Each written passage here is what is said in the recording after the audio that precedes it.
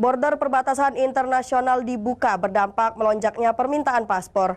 Imigrasi Palembang meluncurkan mobil layanan keimigrasian on the spot. Permintaan paspor di kantor imigrasi kelas 1 Palembang mengalami peningkatan yang cukup signifikan.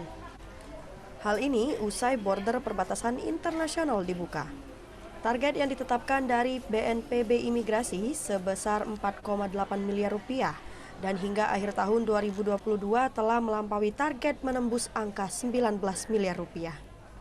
Mengawali tahun 2023, kantor imigrasi kelas 1 Palembang meluncurkan program jemput bola dengan mobil layanan keimigrasian on the spot, bertujuan mempermudah dan mempersingkat jarak pelayanan.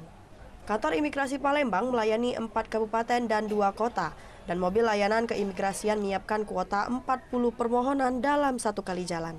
2023 ini kami buka unit kerja kantor imigrasi di Muba, dan insya Allah ke depan ini jadi kantor seperti kantor imigrasi Palembang.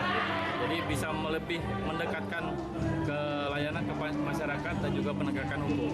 Karena dari Muba, dari Linggau nanti bisa dekat, dari Pali bisa dekat, jadi nggak perlu jauh-jauh ke Palembang.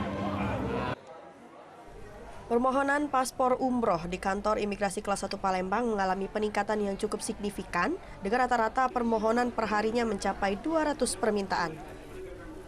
Dari Palembang, Erwin Setiawan, iNews, melaporkan.